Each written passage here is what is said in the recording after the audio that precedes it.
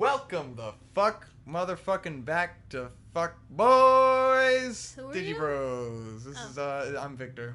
Oh. This is Digibros. I thought, never mind. Every episode starts off with a minute of not doing anything because I'm setting the TV input back. Yes. So we're talking about movies. Indeed we were. Talking about how movies suck these days. For the most part. I wanted to bring up the fact that I feel like I'm a boy who does, video, I do commercials, trying to make movies and shit, and I don't like movies. I think I generally, compared to your average person who's trying to do what I do, I don't like movies at all. Yeah. I think it's like the movies I do like, I love a lot, and I think they're amazing, but most of the time, I can't fucking watch movies. They suck, they're boring. I think that's just called having taste. I guess, but then there's people You didn't get your Zapfish. There's people I know who are fucking movie buffs, and Yes. they watch everything. It doesn't matter if it's good or not. They Well, love even like movies your and they'll dad. watch everything, But then I'm not that way, and I wonder if that's a detriment to myself that I don't just consume fucking everything, and I consume so much terrible shit. I'm way more of a YouTube buff than a movie buff. Yeah, that's true. I don't know, man. Movies most of them are boring and they suck, and I can't bring myself to want to watch them because, God, I'll just be so bored. I don't know what it is. Yeah, you're always telling me about how your friends, when you hang out with them, you feel like you have nothing to talk about because all they want to talk about is the movies they've watched, and you haven't seen any of them. Exactly, and it'd always be indie movies and foreign films and different movies, and all I've seen is whatever's new in theaters that was cool. Maybe I need to get more into foreign, but then I was thinking we need to get into foreign films, and then we watched a couple of them, and I was like, these are just fucking boring as everything else. Oh man, just Nerd Writer, he talked about a cool film, and then we were like, yeah, let's watch that film, it looks so cool. Are you talking about the, What was that? It was that French one or whatever. The French movie? Didn't we watched some foreign movie, about the Scientologists? No, that wasn't foreign. What? That wasn't foreign. That was in English. What are you talking about? Yeah, the Scientology movie, The Master, it was in English. Was it? Yes, it was. It was just boring. I guess it was that boring that I It was didn't so even realize boring. it was Victor in thought English. it was in a different language, guys. There you go. It was on He a was different... so Are you bored. Are you sure? I am 100% because it had Joaquin Phoenix in it. Oh, I thought that was a Italian thing or something. I don't know. Mm-mm. I guess it was just that boring that Victor I thought was it was just a foreign that film. bored. Well, maybe I do need to get it. Maybe the foreign films are where it's at because that was just a boring American film. I don't know if it was made in America, but it was in English. Then there was the animals one where there were people turning into animals and shit. Oh, The Lobster. The Lobster, yeah. The Lobster started out promising. Had a great but, premise, and then it was just a boring turned into movie, shit. It's shit, man. Oh, Everything's so but boring. the one good thing that did come out of that was Swiss Army Man. Yes, Which is a great movie. Swiss Army Man was I love fantastic. Swiss Army Man. It's the best thing that Daniel Radcliffe has ever done. It might be one of the best movies ever made. That and It Trick or might Treat be. are just the best I movies love- ever made, and those Her are is all the great. movies I need. But then those movies are enough for me to enjoy movies, those are the ones that make me want to go out and make a movie. Yeah. When I see Trick or Treat, I'm like, fuck, I want to make a movie this good, Trick or Treat's so good. I dude. can't stand watching bad movies. Trick or Treat's so good. Krampus is so good. I love Krampus. I know you didn't like it as much as Trick or Treat. I still loved it. But I loved it. It's so I good. thought it was awesome. It's so cool. It's the best Christmas movie. Fucking nothing makes me feel more of course. Christmassy than Krampus. It's Nothing the makes me perfect feel the Christmas holiday movie. spirit like Krampus. It's My fucking fantastic. stony heart is moved by Krampus, dude. And it's a perfect modern day fucking Gremlins replacement, Oh, We don't so have a lot of good. those movies where you see it and you're like, oh, that's gonna be a fucking timeless classic that Yes. people are gonna That fucking you can watch nostalgia every bomb year. forever. Oh, it's so good. there's so many movies from the 80s that are like, oh, Back to the Future is gonna live on forever. And it's like, how many movies from the last decade are gonna live on forever? Beyond some Marvel movies, The Yeah. Avengers will live on for people will remember that in 20 years. But Yeah. how many movies are gonna be Oh. remembered in 20 years? Or be that kind of massive classic. None of this shit will. Half these superhero movies will just be replaced with better superhero movies eventually. They'll get a reboot in 3 years. Exactly. They'll be the next Spider-Man. Yeah, exactly. That's why it's so hard to keep up with stuff like that for me, because it's like it's gonna get rebooted in 2 years, whatever. Yeah. I don't know. What movies will live on? Maybe like Pacific Rim. People remember the people who loved that be will a cult remember classic. it forever. Yeah. Yeah, Pacific Rim. I think for us, yeah, all the movies that we're gonna say like are classics IPs, are cult new classics. IPs that will It's go not, on forever. like, I don't think most, normal, as I use air quotes, normal people are gonna say that like Krampus is something they'll remember forever. Yeah. Or something like, that's not the kind of movie that the mainstream is gonna be like, man, Krampus. Or Her. Like, the mainstream isn't going to be like, man, you remember that movie Her? And they're going to be like, that movie where that guy tried to fuck an AI voice? Yeah, nah, I'm good.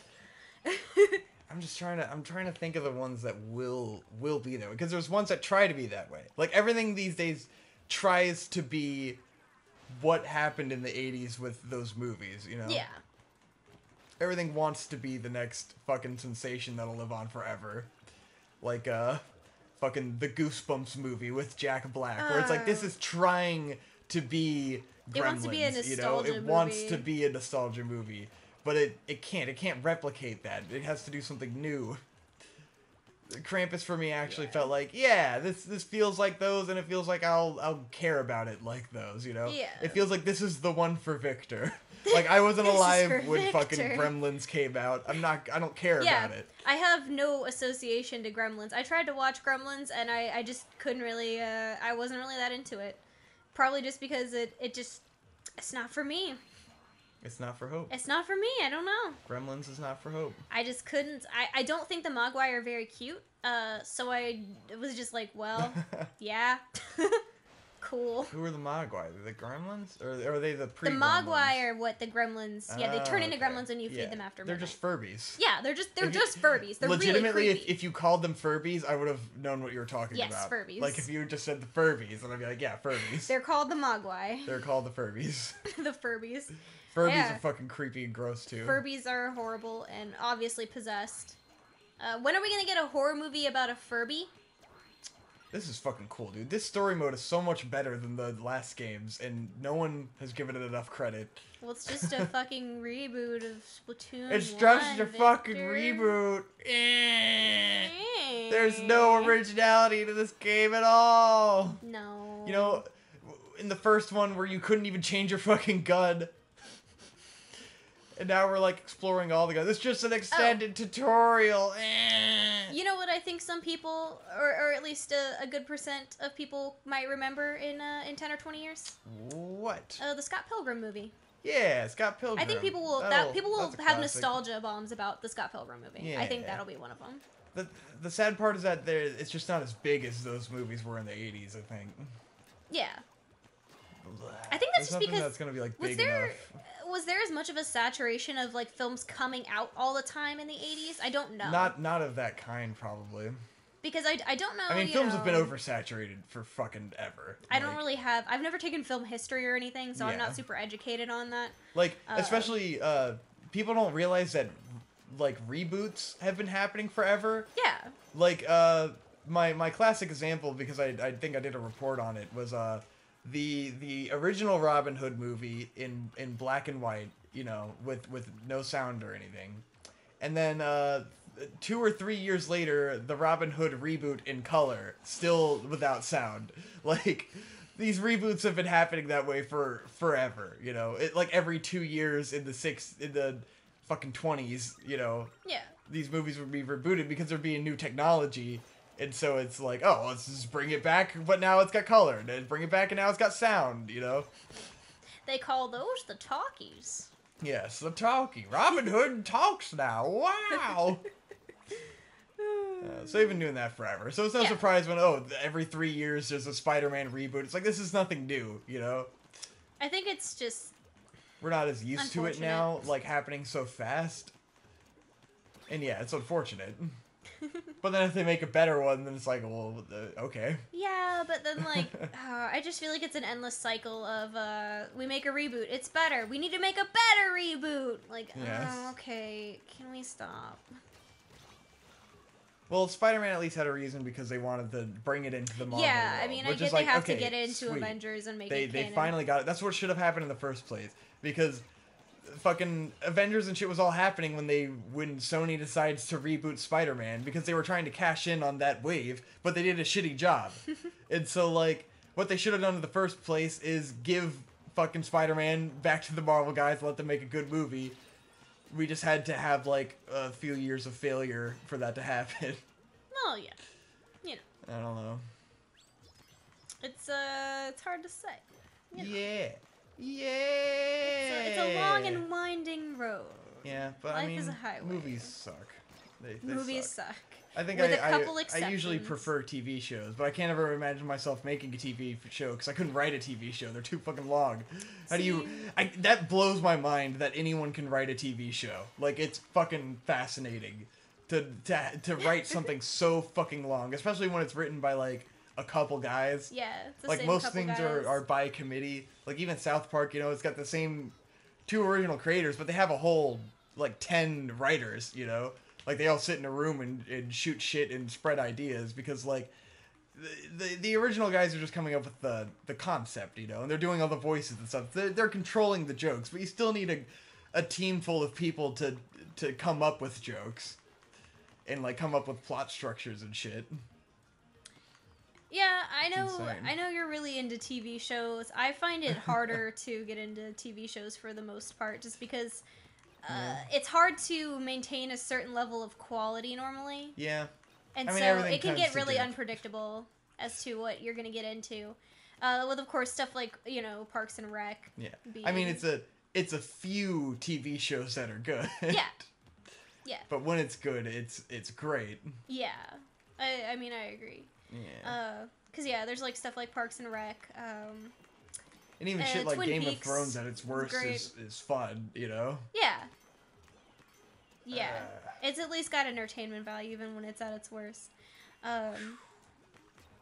This fucking guy spazzing out. I was gonna say, this guy's kind of a zipping spaz. around. This game is cool, man. It's neat. I enjoy it. Speaking of TV shows, we just finished Venture Bros, which I had never seen. Yeah. How did you feel about that in the end? I wasn't sure just how much you enjoyed it the whole way. So I did enjoy it. You enjoyed it quietly. And we didn't talk about it at all, like, while we were watching We it. didn't. Like, we didn't share Not any really. thoughts. And I was like, maybe we could talk about it on DigiBros. And then I was kind of afraid to ask because it's something I grew up with. So, of course, like, I like it a lot. Yeah. You know, and I have a lot of thoughts about it. Yeah. So, I think you pointed this out to me that the first 2 seasons are like really funny. I feel like they focus pretty hard on like the jokes and making things kind of comical, and then after that they kind of focus up on the characters and start making them like actually develop, and so the comedy kind of drops off. It's not that it's not funny. It's just that it like, becomes you're more not character oriented. busting out laughing, you know? Right. It's just kind of like the It's less comedy. absurdist in a sense. And it becomes the same. Like, it's always the same jokes. You get used to the voices are all voiced by, like, the same dude, and so you get used to the speaking rhythms a lot, and so it's not as, like, as punchy. Yeah. Because I'm like, I don't know if the quality of jokes change or if you just get jaded to the humor. Like, You just I'm not sure. adjust Yeah. to You adjust to to it the too like much. the climate of the comedy in a sense. Yeah, but not to say that it's bad.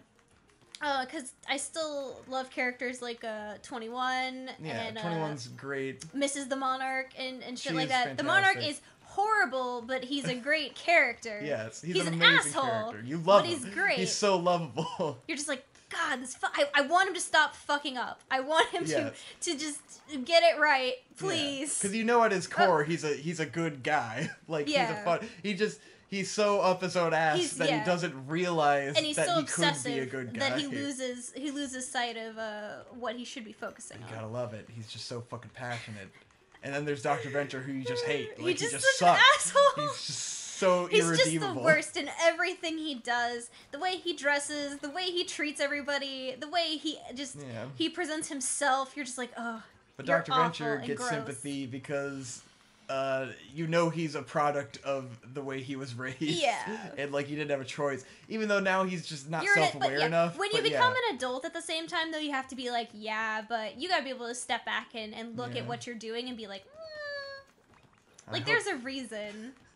I hope the people watching have seen the Venture Bros. Oh, yeah. P.S. Sorry. I hope you've seen the Venture Bros. Going in on characters. Anyways, I highly recommend watching the Venture Bros. Yeah. But it's definitely, I feel like the last season dips in quality. It does, because I really liked Brock as a character, especially in the early seasons. Yeah. And then in the last season, they do really bizarre stuff. So you agree that they do bizarre stuff like with the him wanting to be with the not Wonder Woman lady. Yeah. And all of it's that. Like, I was like, that's funny. Weird. Like, I appreciate the comedy in it, but Brock is a character you like a lot. And, like, with Brock the most, I think, after season, like, 3, they just don't do enough with him. Yeah, they kind of just...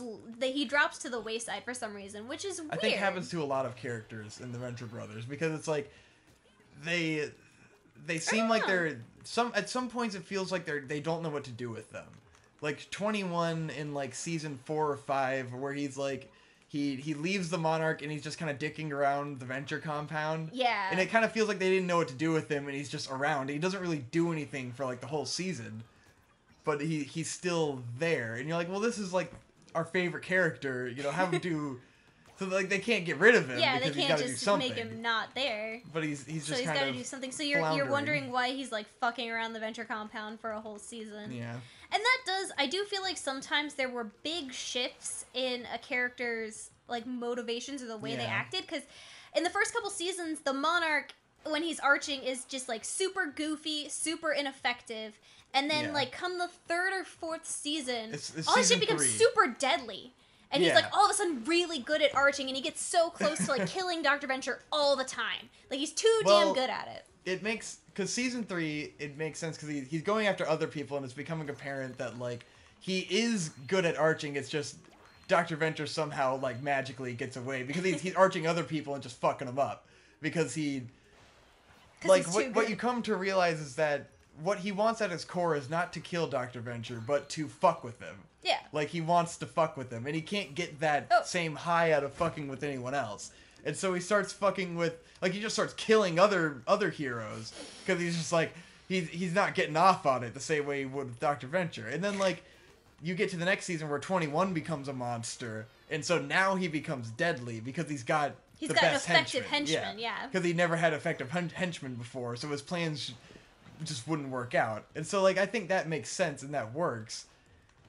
But then, like, he's another character. Like, I think they did a good job in the last season. That was the one thing I did like about the last season, is that they found something to do with the Monarch that was new. Yeah. By, like, having him do all kinds of crazy shit, and that was the most fun. And it adds an element of his character because, you know, Dr. Mrs. the Monarch is, like, she's you know, rising up in the ranks of the Guild of Calamitous Intent, she's a councilman, and it's like, it creates this whole divide between them that at least changes the dynamic of the relationship and gives you, like, a tension to. But they don't get to resolve it because you don't get to resolve it abruptly. Whatever. Yeah. The thing that I think is really interesting about that show as well is that there's a ton of gay characters and pedophiles. There are a ton of pedophiles than I've seen in any other show. It certainly explores the pedophilia. It finds it very interesting. There's just like at least three characters that are pedophiles, which is very interesting. I've never seen that in another show. It likes to explore that a lot. It really does. I feel like sometimes with the gay angle, it gets a little bit like, all right, we get it. This character is gay. We get it. It's the whole character is that they are gay. And there's multiple characters that their character is that they are gay. Yes. And it's like, okay, yeah, I get it. Like, and then they're together because they're the gay characters. Wait, they're gay, right? Yeah, they're gay. So it's like, yeah, okay, I get that. And I think it's very interesting watching Hank and Dean grow up because it's a very realistic kind of, like, they just get trapped in this shitstorm of just all sorts of shitty teenage angst problems and growing up like how this. they grow up and they were naive and they learn. I do kind of feel like they stagnate sometimes because it seemed like in, like, season 4 or so, when it's like, okay, they were clones up until a point, and then the clones all get killed. Yeah. And so it's like, okay, well now they're alive and they have to find a purpose. And so Dean has to become a super scientist, and Hank has to like figure out what he's gonna do, which was be Brock. And like they go through this whole arc of Hank wanting to be Brock, but then Brock just comes back, and that kind of goes away. Yeah. And so that one kind of felt a little wasted, and then Hank just kind of becomes like he's just kind of a comic relief almost a lot of the time. Yeah. While Dean's trying to figure his shit out. And then in the latest season, it's like they have an arc of Dean being angsty, which makes a lot of sense. It's like, okay, perfect. But then like that arc is resolved just by him like not being angsty anymore. She's just done. Like in the last season, they're just kind of around. Like it goes through Hank getting a girlfriend and Dean's just kind of hanging out, like going to college, but like not really doing much with the college stuff. Yeah. Like, maybe they're gonna go somewhere with it, but as of the last season, they have not really gone anywhere with it. Yeah. And, like, the whole angst arc didn't really make a accomplish difference. anything. Yeah. Some of the arcs don't accomplish anything. And then, Certainly. like, in the first episode of the last season, they just wrap up all of the overarching plot threads for the whole show. There's a huge episode that just whoop. I think that's a result of the show coming out over a really long period of time, and like there's massive year gaps between every season. Yeah, because the most recent season was 2016. Yeah, and so like you could tell their ideas of what they want to do are changing, and then in the latest season they really get into the superhero shit. Yeah. Which, I like the world building aspect of what would superheroes be doing in this world, but I always liked the aesthetic of it being about, like, Johnny Quest characters more. Like it was always Saturday morning cartoons, you know? And, like, the superheroes gets into a comic book world that, like, I guess is kind of lost on me. Or it's so played out at this point, like... Right, you get so much superhero media that there isn't... Like, I don't need superhero don't have parodies, a demand for that. I don't want that. The Johnny Quest stuff is super unique. You don't get that anywhere else. Yeah, that's the kind of thing you don't see anymore. There's no market for it now. Yeah. And then it's like level 10 villains and shit, and you're like, this is all getting, The guild really does have a lot of rules. That was not a fucking joke. It gets a little bloated It sometimes. does, it can. It can get a little rulesy. Hopefully our discussion of the Venture Bros might inspire some people to go like, oh, it sounds like there's a lot going on in this show and we should watch it. There is a lot going on. I will say, the one thing in the most recent season... There's the episode where they have Billy and oh god, what's the albino guy's name? The albino. His last name is White. I can't remember his first name. But when they lose the please tell me now ball from the Duran Duran video, and I was like, good. What is this? Who was like, you know what we need to make a joke about? Yes. The please tell me now ball from the Duran Duran music video. Some of the fucking references they make are too obscure, where it's like, you feel like they're making a joke you're supposed to be laughing at, but they went so obscure with their reference that no one in the world can understand it. It's so strange, but it's great. But that one was pretty good. The Billy Quizboy character gets so well fleshed out. Like, he's another amazing addition to the narrative. Like, they do a great job with him. Yeah, he becomes he at first it feels like he's there and you're like, yeah, whatever, he's a joke character. He's like the actual him and White are the characters that can actually succeed because they start so low that they're the only characters that actually end up accomplishing anything. True. Because, like, they were the fail guys, so I guess that's what allows them to, like, actually realize their dreams. They're the only ones who actually realize their dreams, you know? Right. All they wanted to be arched by a supervillain, and, like, which is massive spoilers for the Venture Bros in a sense. Well, the Venture Bros always does a great job of, like, having mystery and then just, like, laying it on you. Like, spoiling everything for you all at once, you know? Which is interesting. I wouldn't say it's a negative per se. No, it's not. I don't think so. Was the please tell me now ball actually magical? You'll never know. You'll never know if it's actually magical. I love that. It's just such a weird, like, esoteric joke. But it's something that's from my childhood because my parents listened to Duran Duran that I'm just like, yeah, Duran Duran! And I was like, this is so weird. Man. What in the hell? It's definitely, so great. Like, despite any criticisms I could have of it at any point, it's still one of like the top 5 American cartoons ever made. It's a great American cartoon. Like, it blows my mind that it exists and it is of that quality, and it has been for like 10 years, you know, like over that. Yeah. Like that show's been coming out forever, and like before the time when American cartoons were getting good, you know, like now we have good American cartoons, but that came out like before all that. That was yeah, way before any of that. What else is comparable? Like Steven Universe is amazing. Yeah, Steven Universe is great. Avatar: The Last Airbender. Yeah.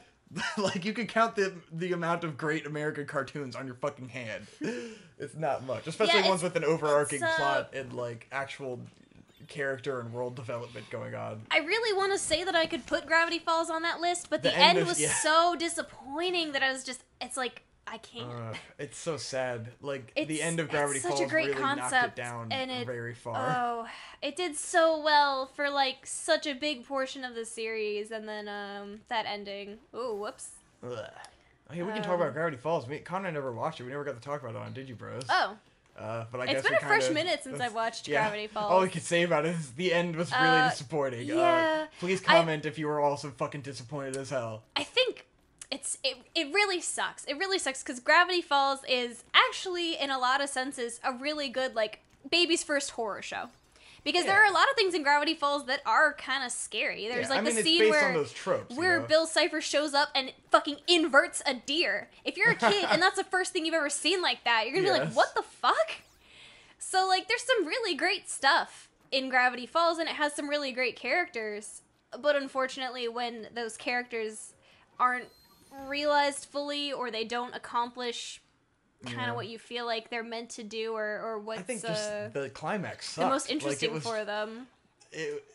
What they did with the main characters was all cool and stuff. Like I enjoyed it the whole way character wise, but then like the last conflict was dumb. Yeah, like the whole show is building up the weird this grand apocalypse mystery, or whatever it was. and then like the end of the mystery is dumb. It's Weirdmageddon, and it's Weirdmageddon. Thank you. It was like, what was the point of all of this shit the whole time? Yeah, you know, Weirdmageddon was super underwhelming. Unfortunately, it's just like a super underwhelming and dumb ending. Because that's what was another thing that was super great about Gravity Falls is like it was a show where I would like in the same episode I could like laugh out loud at a joke.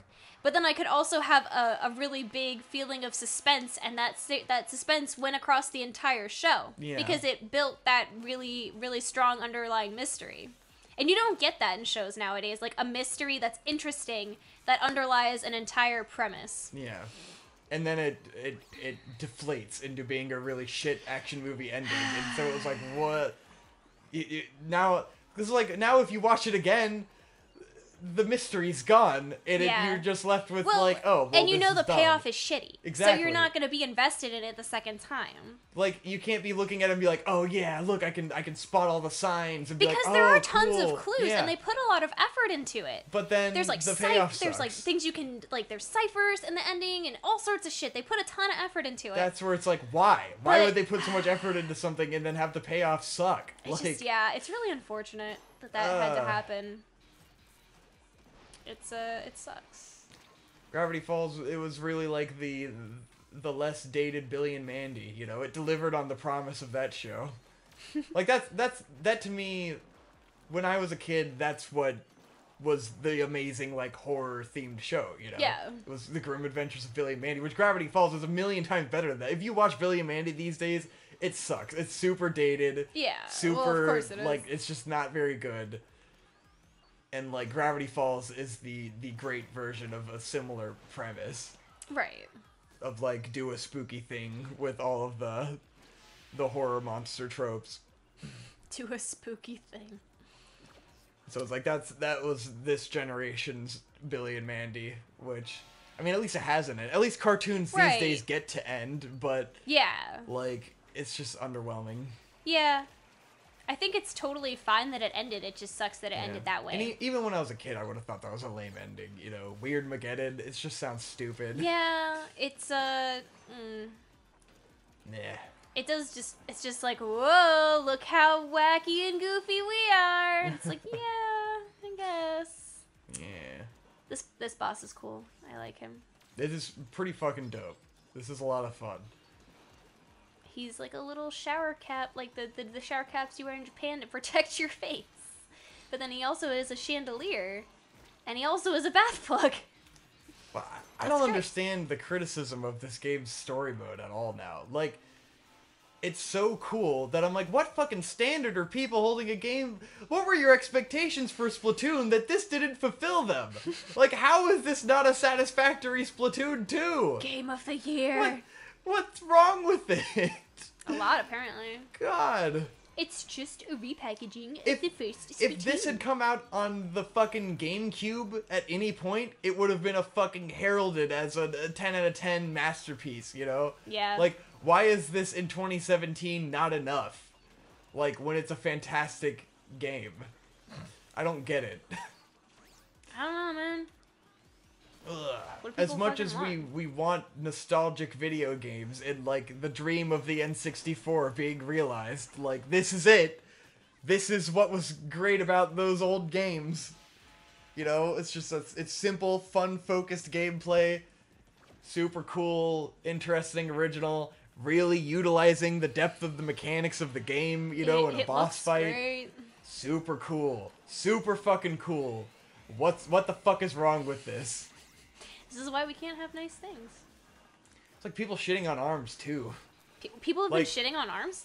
People, I don't know what it is, man. I don't know what makes Why are people shitting on ARMS? Because what do they say? It doesn't have enough content. You know? Okay, except for that it's an entirely new kind of fighting game that we've never experienced brand before, new fighting but game. Sure. It's got multiple modes and everything. Like, yeah, it's got it's got volleyball mode. What the? It's got basketball mode where you dunk the guy you're playing. Literally, the fact that it even has several kinds of content should be enough. Like, I don't know what people are coming into it expecting, especially with the current state of great fighting games where usually there's just nothing. There's just nothing, you know? It's fun. Like, what do you want? A story mode? Like, there's arcade mode. That's what... Like, Street Fighter V is just the arcade mode and online. That's all you get for the same fucking price, you know? There's enough content. There's enough fucking content in the game. There's multiple modes to play online. You can do 2-player local. Like, that's amazing amounts of content. I've already played it more than I've played fucking a lot of fighting games. I don't get people, man. I don't know what they expect. I don't know. We've become entitled. People are comparing it to, like, Super Smash Bros. Brawl, and I'm like, that's, like, over 10 years old! It didn't even have that much shit! Yeah. It had, like, a super lame, phoned-in story mode that you play once and never play again. Exactly. Whatever. People just don't know how to have fun, man. Yeah. Let me tell you. I don't get it.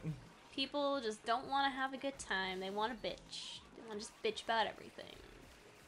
Like, before playing this game story mode, I was like, yeah, maybe it is just, you know, it doesn't have enough content for a Splatoon 2. But I'm like, this is enough! This is enough game! This is enough game. Oh, look at that little guy working so hard.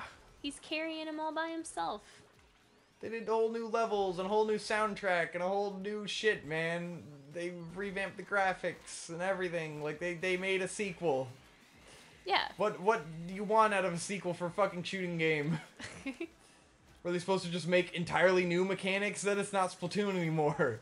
I want a completely new game. Like, isn't this the same as what Mario Galaxy 2 did to Mario Galaxy? Like, it's a sequel. God. Dude. Ooh. No. Fuck, man, this is hard. It's the Dark Souls of Splatoon. It's the Dark Souls of Splatoon, indeed. Fuck, he just runs so fast. But yeah, speaking of cartoons and how things have improved, the other day when I was at work, I heard someone talking about how he was really glad that his daughter is into stuff like Tom and Jerry and not the shitty modern cartoons. And I'm like, dude, fuck off. Are they into shitty modern Tom and Jerry? Like, do they still play Tom and Jerry on Cartoon Network? On like the Boomerang. Original? They play it on Boomerang. Because I don't think they play the original. Oh my god, all 4 come back every time I die. I only have 1 squid left. Oh no. Fuck. Then you won't be a squid or a kid. I'll be dead. He's got a fucking laser that shoots through walls! This is fucked! Yeah, his shit's wrecked. God. I was like, really, dude? Yeah, okay. I can understand if your kid's watching, like, Johnny Test, and, like, maybe parents don't understand Teen Titans Go. I guess. I mean... Like, Teen Titans Go is a little smutty. I understand that. It's hilarious, but it is smutty. Just because it kind of, like...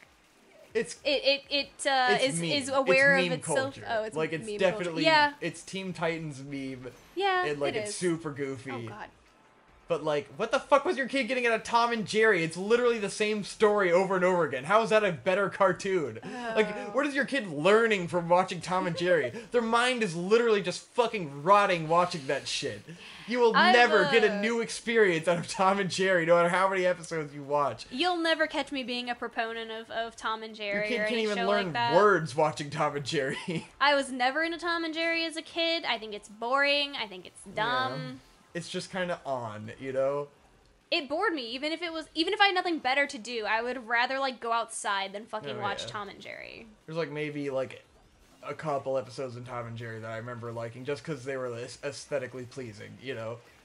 But it's the same shit. Yeah. It's the same shit, man. Cat chases mouse. Is that an amazing cartoon? Like, yes. whatever, dude. That's art, Victor. At least Bugs Bunny had something going on. Yeah, I mean, at least, rabbit. you know. At At least there was something going on there. Or like, oh, I'm glad my kid's into boring classical music and cats. Boring classical music and cats. Damn, got him. I did it. I think that's it. I was gonna Yeah, say, we that's beat 3. this guy. So, that was cool, man. He's done. His goose is What a cooked. fucking dope boss. We cooked his goose real good. We fucking cooked that shit thoroughly. It's al dente. It's fucking al dente goose. Al dente as fuck. Fuck, I wonder how close to the end we are. I don't know. That could have been like the last dude. I don't even know. Should we start a new episode after Yeah, this? I was gonna get that guy. Yeah, get your Zapfish.